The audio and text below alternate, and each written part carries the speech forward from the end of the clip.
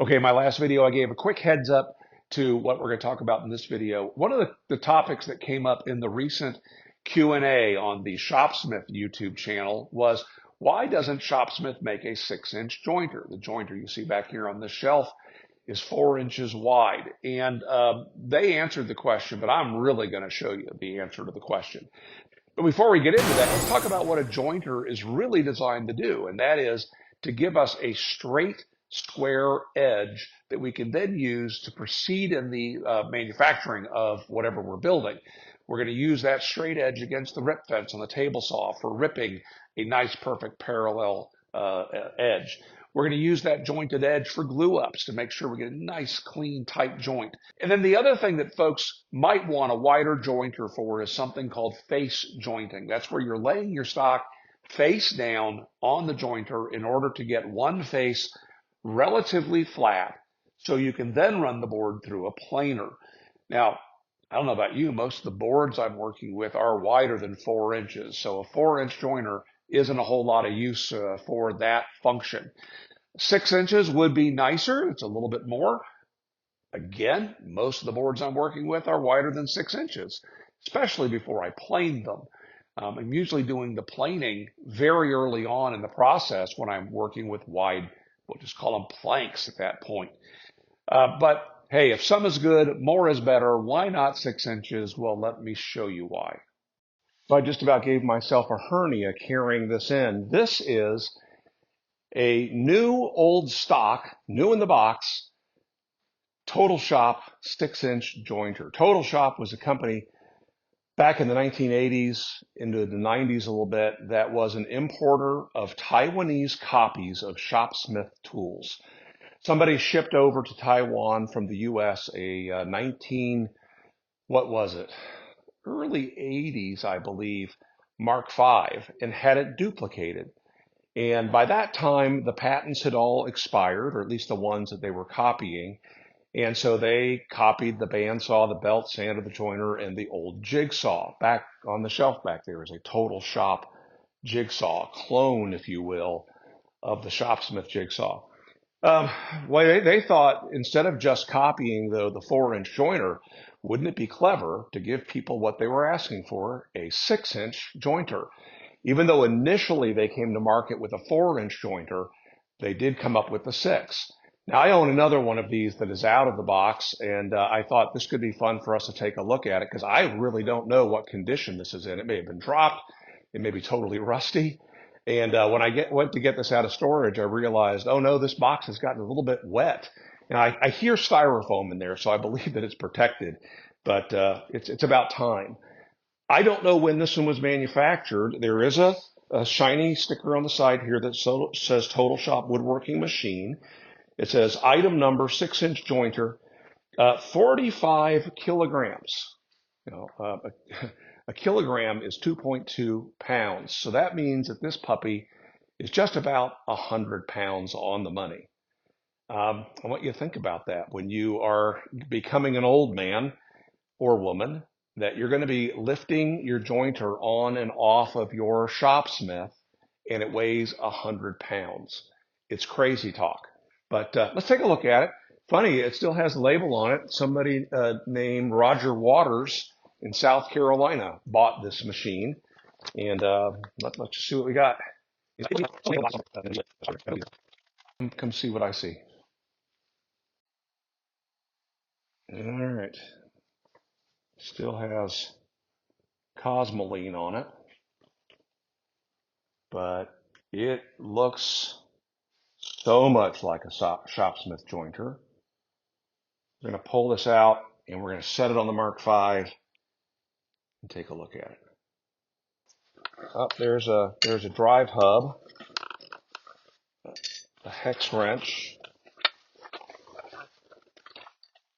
one of the legs. All right, that's good. We're going to need them both eventually.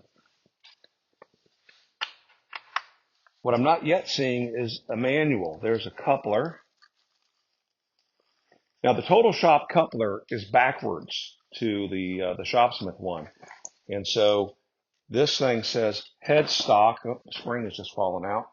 says headstock, and it's got a 5-spline hub.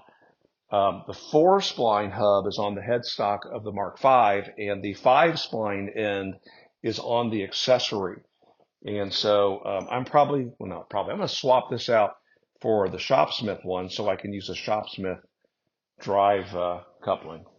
So on the Shopsmith jointer, this is a cast part, could be cast aluminum, zinc, I don't know which. This is steel that has been turned eccentrically, but look at how thin the wall is on this. I hope that's not where I end up attaching a set screw. I think it is. I think it's, no. I think I drive the set screw in the opposite wall.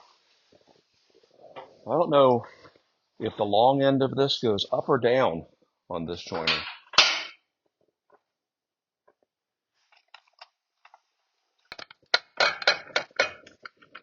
Oh my goodness.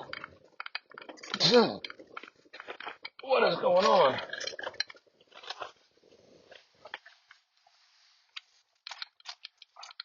Wow.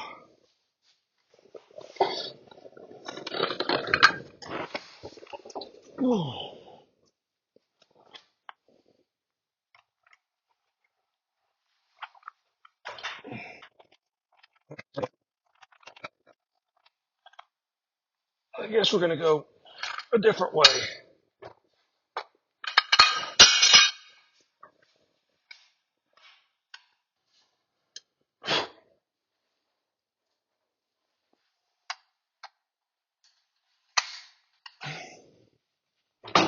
Oh,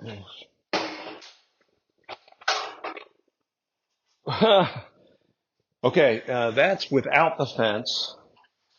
That is outrageous. Let's see.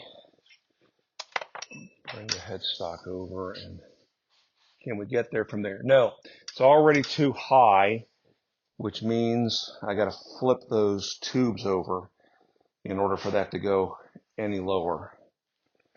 Okay? Thankfully, this is something you would only ever have to do one time.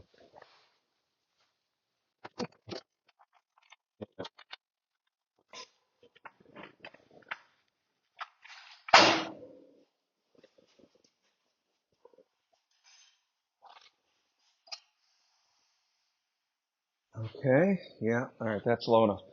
I'm going to get this thing aligned. This is something I've shown in another video. I'll link to it below on how to align these things, but I'm not going to walk you through it because this is going to be a pain.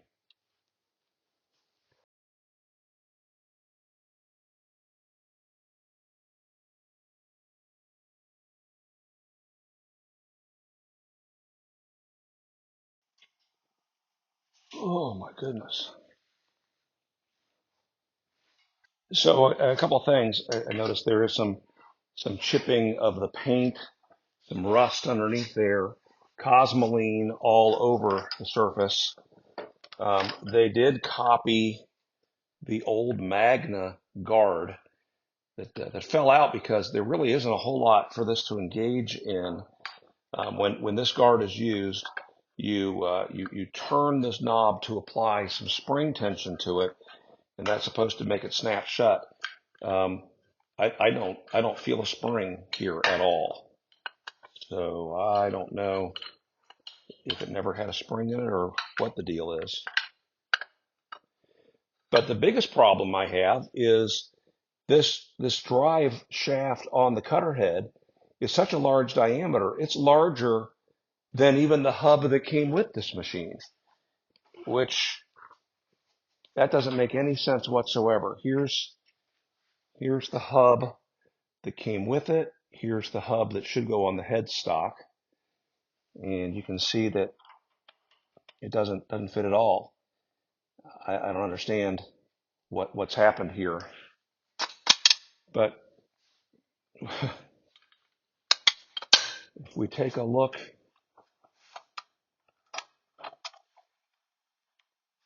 at the cutter head, not only is it 6 inches wide, but it's also 4 knives.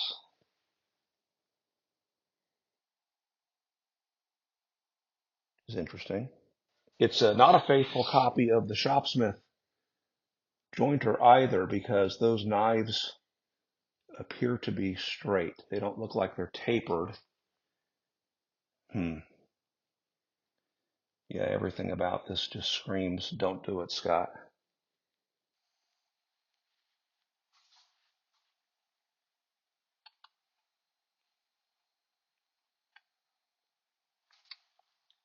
Wonder whose label they copied.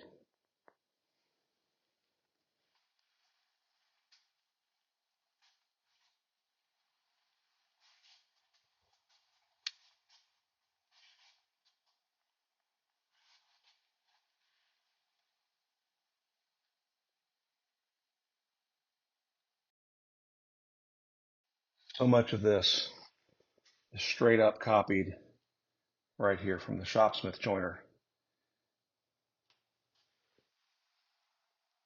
And we do adjust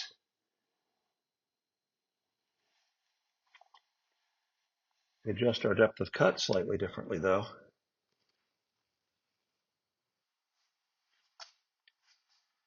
And you'll also notice that there's no accommodation made whatsoever for dust collection, and that cutter head is fully exposed. I received an email a couple years ago from a lady who, as a child, was playing around her dad's Magna Mark V and jointer, and she was a young child and got her hand underneath the jointer and lost her hand as a result of the guard not being in place. And I didn't know what to do with that letter back then, because golly, I mean, what a horrible, horrible thing to have happen, and definitely something that as a parent or a grandparent who's going to have kids in the shop, something we need to be aware of. But Shopsmith had been putting a guard underneath this jointer for all the years I knew, and here's a perfect example of a machine that was copied because they modified it. They couldn't have just simply copied the lower guard, and so they went without one.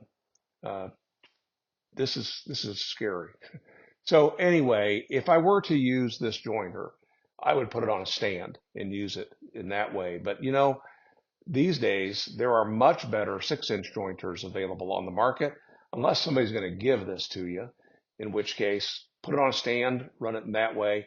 If you want to put it on your Total Shop or your Mark V and just leave it there, then maybe that's fine. But just understand that you can't lift the machine into the drill press position with this jointer mounted on there. I can with my Shopsmith jointer, but I can't with this one because the way the casting is shaped. The upper, the guard that's supposed to keep the blades covered, it's not working, so that's going to take some modification. I would say all in all, avoid this. Now, could Shopsmith make a 6-inch jointer? Sure they could, but it's crazy talk. It kind of goes, no, not even kind of, it goes against their mission, which is to get tools in people's shops where you can't normally fit a tool. And going with a 6-inch jointer is a stationary tool. And this may also be a controversial statement, but I'll say it anyway. If Shopsmith had a 1-inch jointer, I'd be perfectly fine with it, because most of the things I'm working with are 4/4 stock. I'm not face jointing with it. And in fact, if they went to something that was 1 inch, maybe 2, they probably could go with reversible, disposable carbide knives. They could make the thing lighter. I don't know. Think about that, Jim McCann, and maybe we can come up with something. All right, that's it. I look forward to your questions, comments. Cheap Shots answers the question for me. Make it a great day.